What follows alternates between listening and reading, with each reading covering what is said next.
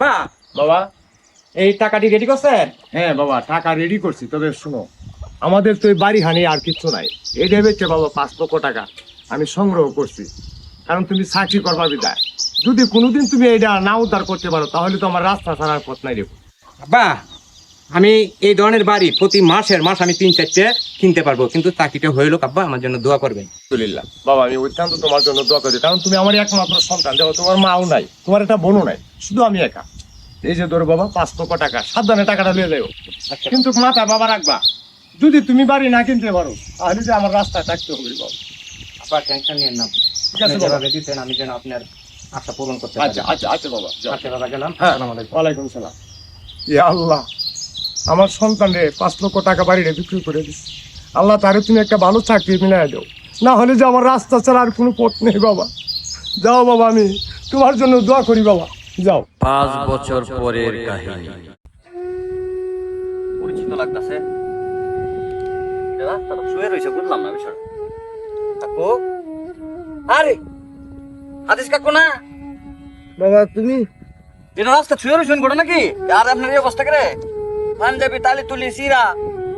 বাবা তুমি খেলা? আমি আলমগীর, আলমগীর। ও আমার ছেলের? আপনার ছেলের বন্ধু আমি। হ্যাঁ বাবা, এই তো চিনছুন। বাবা আমার দুঃখের ইতিহাস বাবা। আমার ছেলেরে বাবা বাড়ি ঘরটা বেচা টাকাটা দিছিলাম, সে চাকরি করবো করে বড় ধরনের বাড়ি করবো, আমি শান্তিতে থাকবো। আজকে আমার ছেলে 5 বছর ধরে আমার লগে কোনো সাক্ষাৎ নাই। আর কত মানুষের বাড়িতে থাকবো, মানুষের কাছে আর কত ছায়া খাইলাম, তাই আমি রাস্তার মধ্যে আইছি। আল্লাহ আমার যদি রাস্তার মধ্যে মৃত্যু দেয় আমি সুখী বাবা। এটা কি তা কোন কাকু? সোহাগের সাথে তো আমার কথা হয়। আমার কথা হয়? এ আল্লাহ, আল্লাহ বাবা, তুমি আমার ছেলের সাথে একটু কথা বলো। আজকে 5 বছর ধরে আমার ছেলের সাথে কথা কই, আমার আত্মাটা বাবা ছেলের জন্য আমার খুব কাঁদে বাবা, খুব কাঁদে বাবা। তুমি আমার ছেলের সাথে একটু কথা বলো বাবা, আমিও শুনি আমার ছেলের কথা। কাকু, বাবা আপনার ছেলের আমি এখনই ফোন দিতেছি। দেও বাবা, দেও। হ্যালো, হ্যাঁ সোহাগ। হ্যাঁ হ্যালো আলমগীর। হ্যাঁ বন্ধু, কেমন আছিস তুই? আরে বন্ধু ভালো আছি, তুমি কেমন আছিস বন্ধু? জি আলহামদুলিল্লাহ ভালো আছি। তোর কি অবস্থাতে? আর হ্যাঁ আলহামদুলিল্লাহ, আমার অবস্থা অনেকটাই ভালো বন্ধু। তোরা তো আমি বলছিলাম যে আমার এখানে ঢাকা আসার জন্য আমি বাড়ি গাড়ি সবকিছু করলাম, এখানে বিয়ে শাদী করলাম। তো বাচ্চাটা চইছে? হ্যাঁ, আমার একটা ছেলে একটা মেয়ে। ও আচ্ছা আচ্ছা আচ্ছা, তোর বাবার খবর কি দোস্ত? বাবা বাবা তো অনেকদিন আগে মারা গেছে রে দোস্ত। তোর বাবা মারা গেছে? হ্যাঁ।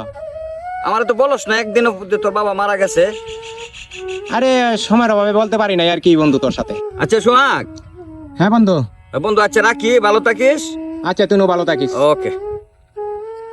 কাকু বাবা শুনছুন কি বলছে আপনার ছেলে? কি বলছে বাবা? আমি তো বুড়া মানুষ, একটু কানে কম শুনি বাবা। আপনার ছেলে বলছে ওর বাবা মারা গেছে, কাফন কাফন করে চলে গেছে। আমার জীবিত তো আমার ছেলে আমার বলছে মারা গেছে, তার জন্য আমি এত কিছু করলাম, ওর বাড়ি আমি সব বেচলাম, আর আজকে সে আমারে বলে আমি মারা গেছি। ইয়া আল্লাহ, আমি আমার পুত্রের জন্য দোয়া করি, আল্লাহ তারে ভালো রাখো, আমার মৃত্যু দেও আল্লাহ, আমার মৃত্যু দেও। কাকু, কাকু বাবা আপনার ছেলে নাই তো কি হয়েছে? আমি আলমগীর তো আছি, আপনার পাশে থাকবো ইনশাল্লাহ। আপনার এই অবস্থায় আর থাকতে হবে না। আর আল্লাহ তাআলা যেন এরকম সন্তান কোনো পিতা মাতার ঘরে যাতে জন্ম না দেয়, যে এত কষ্ট দিতে পারলো সে। আজকে থেকে সে আমার বন্ধু না, আপনি আমার বাবার মতো। আপনি চলেন, আপনি আমার বাড়িতে চলেন।